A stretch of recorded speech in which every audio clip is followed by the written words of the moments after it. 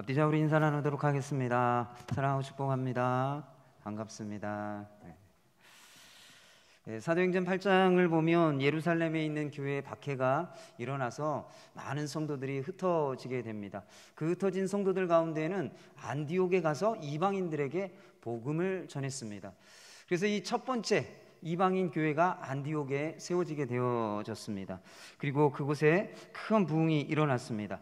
이렇게 안디옥 교회에서는 이방인들에게 복음이 전해지고 교회가 세워지고 부흥이 일어났지만, 오늘 본문 말씀에 보면 예루살렘 교회에는 또 다른 새로운 박해가 일어나게 된 것을 볼 수가 있습니다.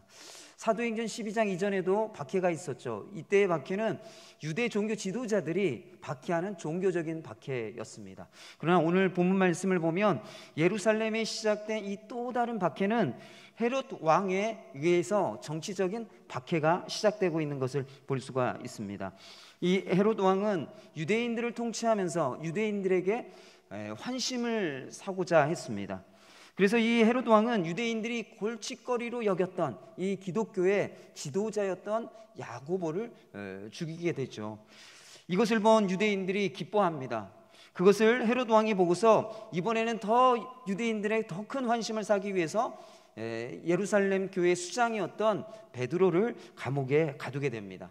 그러나 그 기간이 무교절 기간이었기 때문에 이 무교절 기간에는 재판을 하거나 처형을 할 수가 없었습니다. 그래서 이 무교절 기간 동안 베드로를 감옥에 가두게 됩니다. 그리고 이 무교절 안에 유월절이 포함되어 있는데 유월절 이후에 베드로를 재판하고 처형하기 위해서 유월절 이후로 이 재판과 처형을 미루어 두었습니다. 오늘 본문 말씀에 보면 이 베드로가 감옥에 갇히게 되는데요, 이번에 감옥에 갇히게 된 것은요, 세 번째 감옥에 갇히게 되는 것입니다. 베드로가 감옥에 갇히는 고난을 당하고 또 죽을 수 있는 그런 위기 가운데 처해 있었습니다. 그뿐만이 아니라 예루살렘 교회와 성도들도 이 예루살렘 교회 아주 중요한 인물이었던 수장이었던 베드로가 죽는다라고 하는 것은요, 초대교회의 어마어마한 위기였습니다. 아직 초대교회가 굳건히 세워져 있는 그러한 때가 아니었기 때문에 이 베드로가 처형당하여 죽는다라고 하는 것은 어쩌면 예루살렘 교회 뿌리가 흔들리는 그런 위기를 맞이할 수 있는 그런 상황에 놓여 있었던 것이죠. 오늘 본문 말씀을 통해서 예루살렘 교회와 초대교회, 예루살렘의 초대교회와 베드로가 위기와 고난 가운데 있었는데 거기에서 어떻게 벗어나게 됐는지를 오늘 본문 말씀을 통해서 함께 살펴보고자 합니다. 사랑하는 성도 여러분, 이 초대교회와 베드로가 위기와 고난을 어떻게 벗어났습니까? 그 방법이 무엇입니까? 5절 말씀을 우리가 함께 보면 이 기도였던 것을 알 수가 있죠. 사랑하는 성도 여러분, 성도라고 한다면 위기 때, 고난의 때, 어려운 때에 기도해야 한다라고 하는 것을 잘 압니다. 많이 들어서 알죠. 그러나 실제로 우리의 삶의 위기와 고난이 찾아오면 기도하는 성도들은 그렇게 많지 않다는 것입니다. 왜 기도해야 한다라고 하는 것을 알매도 불구하고 실제로 우리의 삶에 고난이 찾아오고 위기가 찾아오면 기도하지 않는 그 이유가 무엇일까요? 그 이유를 좀 몇 가지 생각해 볼 수가 있습니다. 첫 번째 이유는 기도해도 응답받지 못한다라고 하는 생각을 가지고 있기 때문에 그렇습니다. 어떤 성도들 가운데는 종종 이런 말씀을 하시는 분들이 있습니다. 어떤 문제를 가지고 열심히 기도했는데 자기가 원하는 대로 기도 응답이 되어지지 않았기 때문에 실망해서 자기가 기도하면 기도 응답이 없다, 기도 응답을 자신은 받지 못한다, 이렇게 생각하고 기도하지 않는다라고 하는 분들도 종종 있는 것을 보게 됩니다. 또 기도하지 않는 두 번째 이유는 하나님의 도우심에 대한 간절한 마음이 없기 때문이라는 겁니다. 어떤 경우에 여러분들 위기와 어려움이 찾아오면 여러분들 어떤 생각이 드십니까? 내가 옛날에 이렇게 했기 때문에 그 문제를 그 경험을 바탕으로 해서 이번에도 잘 해결할 수 있겠지, 자신의 경험을 의지한다거나 자신의 지식을 의지한다거나 자신이 가지고 있는 방법이나 능력을 의지하게 되면 기도하지 않게 되죠. 많은 분들이 방법이 있다고 생각하면 기도하지 않습니다. 그러나 방법이 없다고 생각하면 그때서야 기도하는 것을 볼 수가 있죠. 그래서 기도하지 않는 세 번째 이유는요, 기도를 낙하산으로 생각하기 때문에 기도하지 않는다는 겁니다. 도대체 낙하산이라고 하는 게 도대체 뭘까요, 여러분? 비행기를 타고 가다가 아주 다급한 상황이 벌어지고 그리고 도저히 그 비행기를 구할 수 없는 그런 마지막 순간이 되면 어떻습니까? 이 조종사가 낙하산을 메고 뛰어내려서 낙하산을 펼쳐서 구사일생으로 살아나죠. 이 낙하산이라고 하는 것은 최후의 마지막 수단이죠. 살아남기 위한, 위기와 고난에서 벗어나기 위한 마지막 수단으로 사용하는 것이 이 낙하산입니다. 기도를 마치 그런 낙하산과 같이 생각하는 경우가 많다라는 거예요. 성도님들이 이것도 해보고 저것도 해보고 하다 안 되면 그때서야 이거 안 되는구나, 그때서야 기도하겠다라고 무릎 꿇는 경우가 많이 있는 것이죠. 이렇게 마지막 수단, 내가 해볼 수 없을 때 위기와 고난에서 탈출할 수 있는 마지막 수단으로 기도를 생각하기 때문에 많은 분들이 실제 위기와 고난이 닥치면 기도하지 않는 경우가 많다라는 것이에요. 또 기도하지 않는 또 다른 이유, 네 번째 이유는 바쁘고 피곤하기 때문이라는 것입니다. 아마 우리가 기도하지 않는 많은 이유 중에 이게 가장 큰 많은 이유일 것 같습니다. 여러분들 하루를 살아가는 것이 얼마나 분주하고 바쁩니까? 저도 새벽 기도 눈 뜨고 잘 때 이렇게 생각해 보면 하루가 어떻게 그렇게 빨리 지나갔는지, 해야 할 일들이 아직도 남아 있어서 잠자는 게 어떨 때는 부담스러울 정도로 잠을 차라리 안 자고 좀 일을 좀 빨리빨리 끝냈으면 좋겠다 이럴 정도로 때로는 일이 정말 많을 때가 있죠. 이렇게 분주하게 많은 분들이 살아가기 때문에 바쁘고 피곤하고, 그래서 기도할 시간이 없고 기도할 힘이 없다라고 말씀하시는 분들이 있습니다. 그것은 기도가 삶의 우선순위에 있어서 밀리기 때문에 기도하지 못하게 되는 것이죠. 또 기도하지 않는 다섯 번째 이유는 무엇인 줄 아십니까? 그것은 하나님이 내 마음을 다 아신다라고 생각하기 때문에 기도하지 않는다라는 것입니다. 좀 이상하죠, 여러분? 하나님이 내 마음을 다 아시고 내 형편과 상황을 다 아신다. 그렇기 때문에 염려하지 않고 근심하지 않고 기도하지 않아도 된다라고 생각하는 걸 이렇게 생각해 보면 굉장히 믿음 있는 이야기인 것 같아요. 믿음의 말인 것 같아요. 그런데 여러분, 이것은 기도를 잘 모르는 분들이 하는 얘기예요. 기도가 무엇인지 모르는 분들은 기도하지 않는다라는 것입니다. 나중에 기도를 왜 해야 하는지, 왜 우리가 기도해야 되는지 나중에 다시 한번 좀 말씀을 드리겠습니다. 사랑하는 성도 여러분, 기도하지 않는 여러 가지 이유가 있습니다. 여러분들은 왜 기도를 안 하고 계십니까? 왜 기도를 내려놓고 계십니까? 왜 기도를 쉬고 계십니까? 그 이유가 무엇입니까? 오늘 본문 말씀을 보면 초대교회와 베드로가 이 위기와 고난을 당할 때 그 위기와 고난을 벗어날 수 있었던 가장 중요한 방법이 있었다고 한다면 바로 이 기도하는 것이죠. 이 초대교회와 베드로는 위기와 고난을 벗어나기 위해서 인간적인 방법을 쓰지 않았던 것을 볼 수가 있습니다. 이 초대교회 성도들이 이 베드로가 죽을 수 있는 그런 아주 절대절명의 위기 가운데 있을 때 정치적인 힘을 가지고 있는 사람들에게 가서 베드로를 구해달라고 요청하지 않았습니다. 또는 베드로를 살리기 위한 구명운동을 한다거나 시위를 하지 않았습니다. 그들이 행했던 것을 보면 5절 말씀에 보면 기도했다라고 말하고 있죠. 우리 사도행전 12장 5절 말씀 함께 좀 읽어보도록 하겠습니다. 사도행전 12장 5절 말씀입니다. 함께 읽겠습니다. 시작. 이에 베드로가 옥에 갇혔고 교회는 그를 위하여 간절히 하나님께 기도하더라. 초대교회와 성도들이 위기와 고난 가운데에서 벗어나기 위해서 택했던 방법은요, 마지막 방법이 아니라 가장 우선순위로 첫 번째로 택했던 방법이 기도였다라는 것입니다. 6절에서 11절까지의 말씀을 보면 초대교회 성도들의 기도 때문에 하나님이 천사를 보내셔서 그 감옥에서 베드로가 나올 수 있도록 역사하시고 일하셨던 것을 볼 수가 있죠. 그래서 이 위기와 고난에서 벗어나는 가장 강력한 방법, 하나님의 역사, 하나님의 일하심을 경험하는 가장 강력한 방법이 있다고 한다면 바로 기도라는 것입니다. 사랑하는 성도 여러분, 인생의 위기와 고난을 만나거든 인간적인 방법을 제일 먼저 찾을 것이 아니라 제일 먼저 기도하시길 바랍니다. 사랑하는 성도 여러분, 여러분들이 하나님의 자녀이고 하나님의 백성이기 때문에 여러분들이 어떤 문제를 가지고 하나님 앞에 나아가든 어떤 고난과 위기를 가지고 하나님 앞에 나아가든 하나님께서 그것을 들으시고 응답하여 주시는 그런 은혜를 베풀어 주신다라고 하는 것을 기억하시길 바랍니다. 사랑하는 성도 여러분, 여러분들에게 하나님께 기도할 수 있는 특권이 있습니다. 그리고 하나님께 기도 응답을 받을 수 있는 특권이 있습니다. 왜요? 여러분들이 하나님의 자녀이고 백성이기 때문에 하나님께서 아버지로서 여러분들에게 그런 특권을 주셨어요.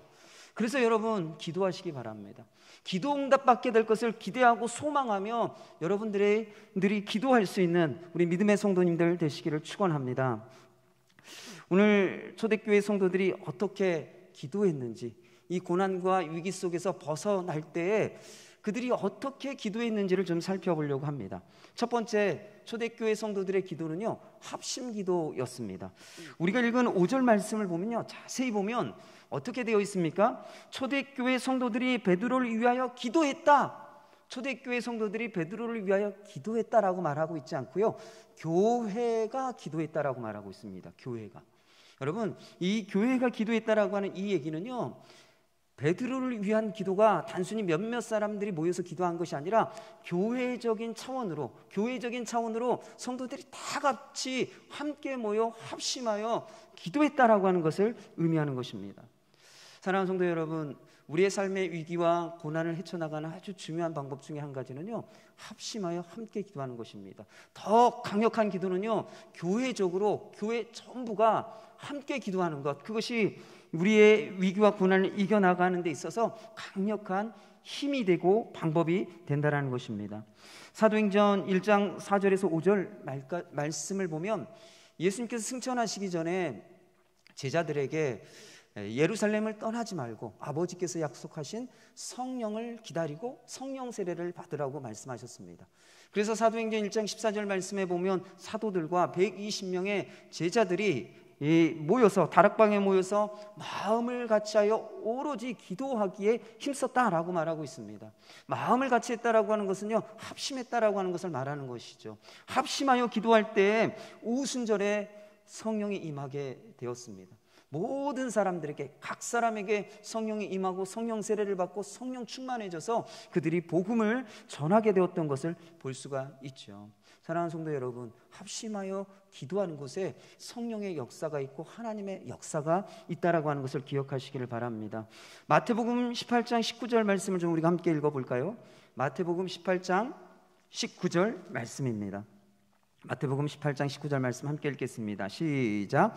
진실로 너희 가운데 너희에게 이르노니 너희 중에 두 사람이 땅에서 합심하여 무엇이든지 구하면 하늘에 계신 내 아버지께서 그들을 위하여 이루게 하시리라. 예, 우리가 읽은 마태복음 18장 19절 말씀에 보면 예수님이 뭐라고 말씀하셨습니까? 너희 중에 두 사람, 최소 두 사람이에요. 최소 두 사람이 합심하여 이 땅에서 무엇이든지 구하면 하늘에 계신 내 아버지께서 너희를 위하여 이루실 것이다 라고 말씀하고 있습니다. 여러분, 이 합심 기도라고 하는 것은요, 두 사람 이상이 마음을 모아 어떤 문제를 함께 기도하는 것을 말하는 것이죠. 1970년 4월에 이 아폴로 13호가 발사가 됐습니다. 이 아폴로 13호 우주선을 말하는 것이죠. 달 탐사하기 위해서 미국이 아주 계획을 세워서 체계적인 계획을 세우고 그때 당시에 모든 과학기술을 동원해서 이 아폴로 13호를 발사하게 됐습니다. 그런데요, 그만 예상치 못한 고장이 났습니다. 그래서 우주선에 탄 우주 조종사들이 살아 돌아올 확률이요 0.001%밖에 되지 않았습니다. 여러분, 0.001%는요 살아 돌아오지 못한다라고 하는 것을 의미하는 것이죠. 불가능하다라는 것이죠. 이런 뉴스가 나가니까 미국뿐만이 아니라 전 세계 사람들이 이 소식을 듣고 안타까워했습니다. 이때 당시에 대통령이 닉슨 대통령이었습니다. 이 닉슨 대통령이 텔레비전을 통해서 담화문을 발표했습니다. 그리고 전 국민들에게 다음과 같이 호소했습니다. 여러분, 우리는 지금 심각한 위기에 직면해 있습니다. 그들의 무사 귀환을 위하여 여러분 모두 기도해 주십시오. 이렇게 호소하고요, 그날을 기도의 날로 선포했습니다. 그래서 관공서마다 이 국기를 이렇게 반 내려갖고 개양하고 모든 교회가 종을 치고 함께 그 우주 조종사들이 무사 귀환하도록 간절히 온 국민이 마음을 합심하여 기도했습니다. 여러분, 어떻게 됐을까요? 무사 귀환 확률 0.001%라고 하는 그 상황 속에서요, 3일 만에 기적적으로 모든 우주 조종사들이 안전하게 귀환할 수 있었습니다. 당시 닉슨 대통령이 너무너무 기뻐서 국민들에게 이렇게 얘기했다고 합니다. 이번 주에는 모두가 하나님께 나가 감사의 예배를 드리자. 이렇게 국민들에게 얘기했다라는 거예요. 여러분, 이 일이 있은 이후부터요, 우주 기지의 과학자들은요, 우주선이 발사하고 나면요, 무엇을 하는 줄 아세요? 항상 합심 기도를 하는 것이 이 관례가 됐다라는 거예요. 여러분, 이 우주선을 만들어서 쏘아 올릴 정도라고 하면 여러분, 과학 기술이 얼마나 발전하고 발달한 것입니까? 그리고 인간의 지혜와 지식이 얼마나 고도로 발달하고 발전했다라고 하는 것을 얘기하는 거죠. 그런 기술과 지식이 있어도 불가능한 일이 있어요. 근데 그 불가능한 일을 가능하게 하시는 분이 누구예요? 하나님이시라는 거예요. 사랑하는 성도 여러분, 그런 하나님의 역사, 불가능을 가능케 만드는 그런 하나님의 역사가 언제 나타난다고요? 합심하여 기도할 때, 마음을 모아 함께 기도할 때 그러한 불가능을 가능으로 바꾸시는, 인간의 지혜와 지식과 기술로는 감당해낼 수 없는, 해결해낼 수 없는 그러한 문제들을 해결해내시는 하나님의 역사가 합심 기도할 때, 모여 함께 기도할 때 그런 은혜가 있다라는 것이에요. 여러분이 합심하다라고 하는 이 헬라어를 보면요, 이 순포네오라고 하는 말입니다. 그런데 여기서 오케스트라의 심포니, 교향곡이라고 하는 단어가 유래되었다고 합니다. 여러분, 교향곡이 어떤 것인지 알 것입니다. 여러 악기를 모아서 함께 합주하는 합주곡을 교향곡이라고 얘기를 하죠. 여러분, 여러 악기가 함께 어울려 합주할 때 어떻습니까? 조화를 이루고 아름다운 음악이 되어지고 또 웅장함이 그 안에 있지 않습니까? 우리가 기도를요, 음악에 비유하면 우리가 골방에서 혼자 기도하는 기도는요, 독창, 독주라고 얘기할 수가 있습니다. 혼자 연주하는 그런 잔잔한 그런 음악에 비유할 수가 있죠. 그렇다면 이 함께 기도하는 기도, 이 합심 기도는 무엇에 비유할 수 있을까요? 제가 앞에서 말씀드린 이 합창이나 교향곡, 합주곡에 비유할 수 있죠.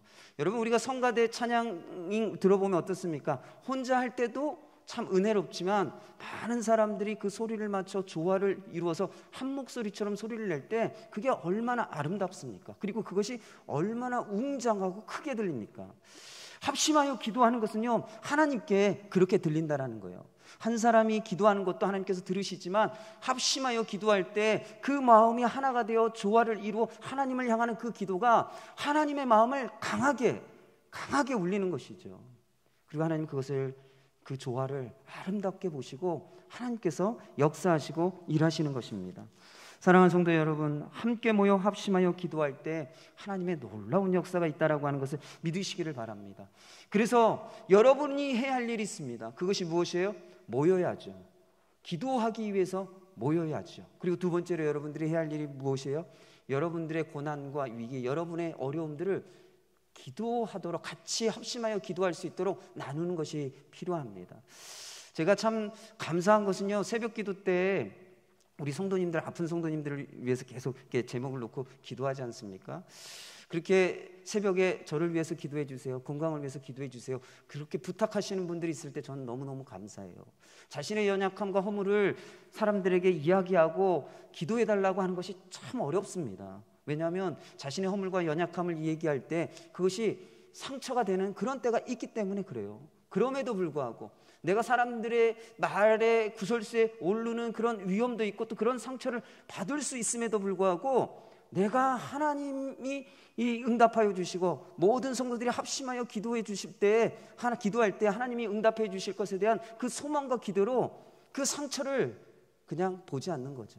사람들이 이러쿵저러쿵 말하는 것을 보지 않고 내 연약함을 내놓고 기도해 달라고 그렇게 요청하는 그것이 얼마나 귀한 것인지 제가 이 새벽 기도 때 이렇게 기도 부탁하는 분들에게는 너무 그래서 감사를 드려요.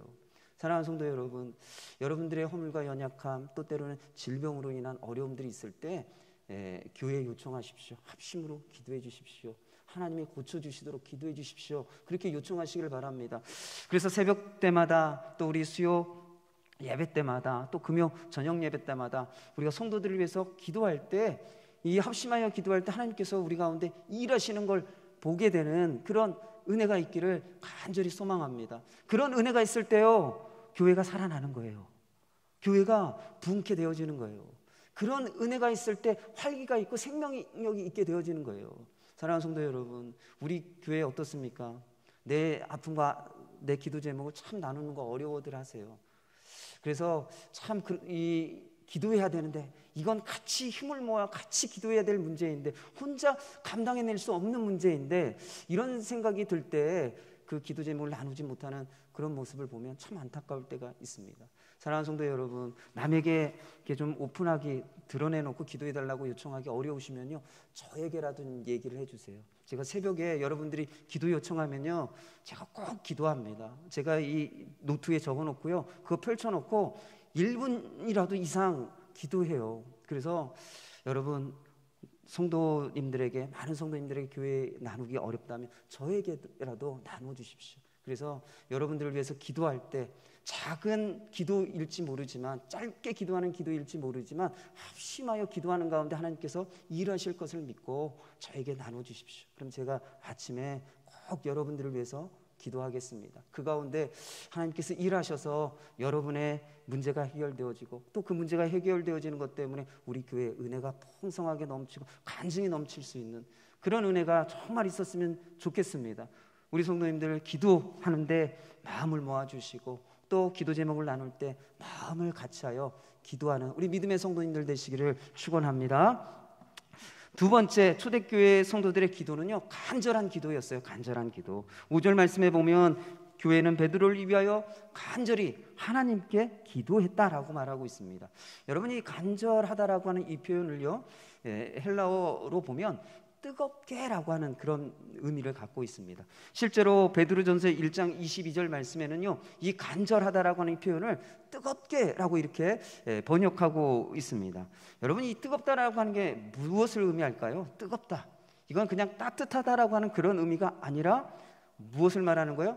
전심전력을 다한다, 온 마음과 힘을 다 쏟는다, 다 한다라고 하는 의미가 이 간절하다라고 하는 의미 가운데 있다라는 것입니다. 여러분, 그래서 이 간절한 기도는요, 형식적으로 하는 기도가 아니라 전심전력을 다해 나의 온 마음과 온 힘을 쏟아 부어 하는 기도를 바로 간절한 기도라고 말하는 것이죠. 누가복음 22장 39절에 46절 말씀에 보면 예수님께서 감람산에 가셔서 기도하셨죠. 기도하실 때 어떻게 기도하셨습니까? 무릎을 꿇고 힘쓰고 애써 간절히 기도했다라고 말하고 있습니다. 힘쓰고 애써 간절히 기도했어요. 그래서 이 땀이 핏방울과 같이 땅에 떨어졌다라고 말씀하고 있습니다. 여러분, 예수님이 왜 이렇게 힘써 애써 간절히 기도한 이유가 무엇입니까? 누가복음 22장 44절 말씀에 보면 예수님께서 이렇게 기도하셨죠. 아버지여, 만일 아버지의 뜻이거든 이 잔을 내게서 옮기시옵소서. 그러나 내 원대로 마시옵고 아버지의 원대로 되기를 원하나이다 라고 기도하셨습니다. 예수님께서요, 힘써 애써 간절히 기도한 것은요, 하나님의 뜻을 구하고 하나님의 뜻이 이루어지기를 그렇게 간절히 기도하셨다라고 말하고 있습니다. 여러분, 제가 기도가 어떤 것인지 제가 나중에 말씀드린다고 말씀드렸죠. 바로 여기에 있어요. 기도는요, 우리의 소원과 바람을 하나님께 아뢰 기도하지만 하나님의 뜻이 무엇인지 구하고 하나님의 뜻이 이루어지도록 기도하는 것이 기도입니다. 여러분, 하나님이 우리의 마음을 잘 아시죠? 우리의 상황과 형편을 잘 아셔요. 그런데도 불구하고 우리가 기도해야 되는 이유가 뭐예요? 하나님은 나를 잘 알지만 나는 하나님의 뜻을 아뢰 몰라요. 모르잖아요. 그러니까 기도해야 되는 거예요. 아까 제가 말씀드렸죠. 많은 사람들이 하나님이 내 마음 아시지, 내 형편 아시지, 아시니까 뭐 하나님 인도해 주시겠지, 알아서 해 주시겠지. 그래서 기도 안 하는 것, 그것은 믿음이 아니라고 말씀드렸죠. 그것은 정말 기도가 무엇인지 잘 모르는 분들이 하는 얘기예요. 기도는요, 내 바람과 소원을 하나님께 아뢰일 뿐만이 아니라 하나님의 뜻이 무엇인지 모르기 때문에 기도해야 돼요. 하나님의 뜻이 내 삶 가운데 이루어지도록 기도해야 된다는 것이에요. 사랑하는 성도 여러분, 여러분들이 이 하나님의 뜻이 이루어지기를 간절히 기도할 때 여러분의 삶 가운데 하나님이 놀라운 역사를 행하시고 또 여러분들의 기도에 응답받게 되어지는 은혜가 있다라고 하는 것을 믿으시기를 바랍니다. 이 바둑에 심취한 한 장로님이요, 토요일 날 하루 종일 바둑을 두시다가요, 새벽 1시까지 바둑을 두셨어요. 근데 그 다음날 주일인데 주일날 예배 때 기도 순서를 맡으셨습니다. 늦게까지 바둑을 두고 주일날 이제 예배를 드리고 또 기도를 하려고 올라오셨는데, 강단에 올라오셨는데 너무 졸리고 힘드셨어요. 그래서 눈을 비비고 이렇게 정신을 차리고 강단에 올라오셨는데 그때 아주 신기한 현상이 벌어지기 시작했습니다. 그게 뭘까요? 바둑판이 보이기 시작하는 거예요.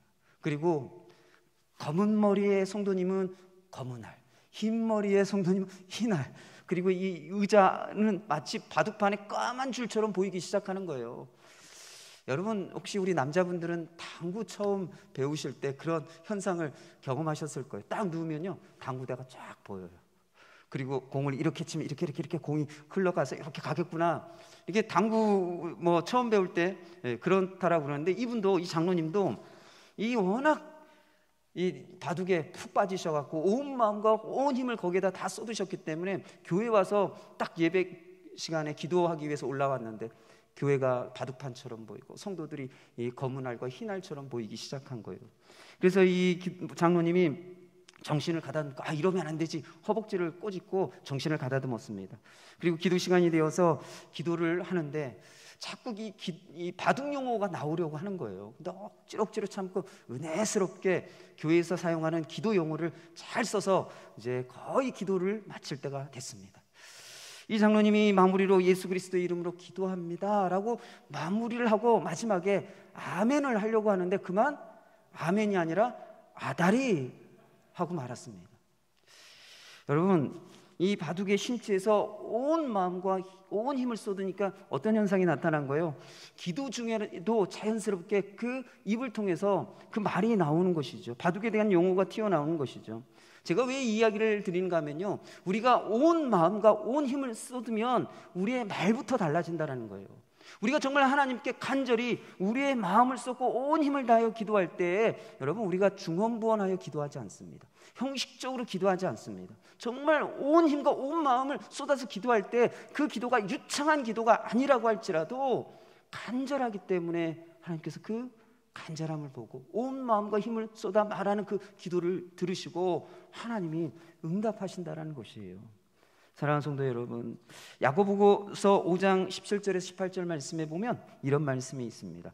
엘리야 선지자가 우리와 똑같은 사람이었지만 그가 하나님께 간절히 기도할 때 3년 6개월 동안 비가 오지 않았다. 그리고 다시 그가 하나님 앞에 간절히 기도할 때 3년 6개월 동안 오지 않던 비가 하늘이 열려서 비가 내려 열매를 맺게 되었다라고 말하고 있습니다. 여러분 이 말씀이 무엇을 의미하는 줄 아세요? 엘리야와 같은 특별한 능력과 은사를 가진 사람에게 기도 응답이 있는 것이 아니라 우리도 그와 똑같은 사람이고 그도 우리와 똑같은 사람인데 간절히 기도할 때 엘리야에게만 놀라운 그 하늘 문이 열려 비가 내리는 놀라운 하나님의 역사가 일어나는 것이 아니라 간절히 기도하는 사람들에게는 하늘 문이 열려 비가 내리는 놀라운 하나님의 역사가 있다라고 하는 것을 야고보서에서 말하고 있는 것입니다. 사랑하는 성도 여러분, 누구이든지 간에 하나님의 뜻이 이루어지기를 간절히 기도하면, 하나님의 뜻이 이루어지도록 온 마음과 힘을 쏟아 기도하면 하나님께서 응답하시고 역사하시고 일하신다는 것입니다. 사랑하는 성도 여러분, 여러분의 인생의 위기와 고난을 겪을 때, 그 가운데 있을 때 여러분들이 하나님의 뜻을 구하며 간절히 기도하시기를 바랍니다. 그래서 하나님이 이 놀랍게 여러분의 삶 가운데 역사하신 것을 경험하게 되어지는 우리 믿음의 성도님들 되시기를 축원합니다. 이제 말씀을 정리하도록 하겠습니다. 오늘 두 가지 말씀을 나눴습니다. 초대교회 성도들이 위기와 고난에 있을 때 어떻게 벗어날 수 있었는지, 여러분 우리의 위기와 고난을 이기는 가장 강력한 힘과 방법은 무엇이에요? 기도예요. 근데 그 기도는 어떤 기도예요? 오늘 초대교회 성도들의 기도 두 가지 말씀드렸어요. 합심기도, 간절한 기도. 여러분 이 두 가지만 기억하고 가세요. 오늘 예배 끝나고 돌아가실 때 내가 하나님 앞에 우리 성도들과 또 주변에 기도하는 사람들에게 내 문제를 나누고 합심하여 한 마음을 가지고 함께 기도해야겠다. 이것 한 가지. 그리고 두 번째로는 하나님의 뜻이 이루어지도록 간절히 기도해야겠다. 이 두 가지 오늘 말씀 기억하시면서 여러분들이 한 주간의 삶을 살아갈 수 있는 우리 믿음의 성도님들 되시길 축원합니다. 오늘 들은 말씀을 가지고 함께 좀 기도했으면 좋겠습니다.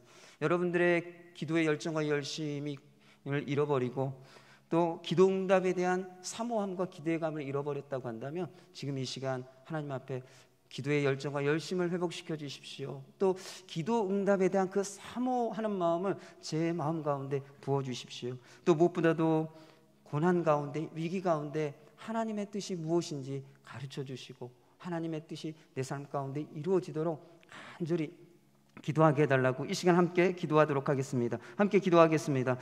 사랑과 은혜가 충만하신 아버지 하나님, 오늘 우리가 함께 말씀을 듣고 또 기도합니다. 주님, 초대교회가 위기 가운데 있었습니다. 베드로가 고난 가운데 있었습니다. 그 위기와 고난으로부터 주께서 구원하시고 그들을 보살피시고 돌보시고 살리셨던 것은 그 기도 때문이었습니다. 성도들의 기도, 그 기도로 말미암아 하나님 그 위기와 그 고난을 이기고 하나님의 구원을 경험하고 또 하나님의 은혜를 경험했던 것을 보게 됩니다. 주님, 우리의 삶 가운데 위기와 고난이 있을 때 하나님, 인간적인 방법을 취하는 것이 아니라 기도를 택하게 도와주옵소서. 가장 우선순위에 우리의 기도를 두게 도와주옵소서. 가장 먼저 기도할 수 있게 도와주옵소서. 가장 먼저 주께 무릎 꿇을 수 있는 우리 성도들 되게 하여 주옵소서. 그래서 아버지 하나님, 또 우리의 삶의 문제들을 기도하는, 같이 동역하여 기도하는 동역자들에게 우리의 어려움을 나누고 또 그 가운데 합심하여 기도할 때 주께서 놀랍게 역사하시고 일하시는 것을 경험하게 되어지는 놀라운 은혜가 있게 하여 주시기 간절히 소망합니다.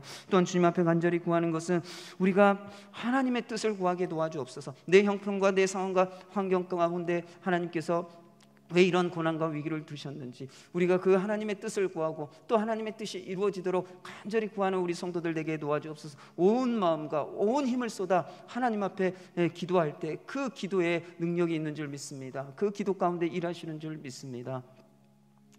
주님, 오늘 우리 성도들이 삶의 고난과 위기 가운데 있을 때 가장 먼저 기도할 수 있는 우리 성도들 되게 도와주옵소서. 인간적인 방법을 취해보고 어쩔 수 없이 마지막으로 기도하는 것이 아니라 항상 기도를 우선순위에 두고 살아가는 우리 믿음의 성도들 되게 하여 주시기를 간절히 소망합니다.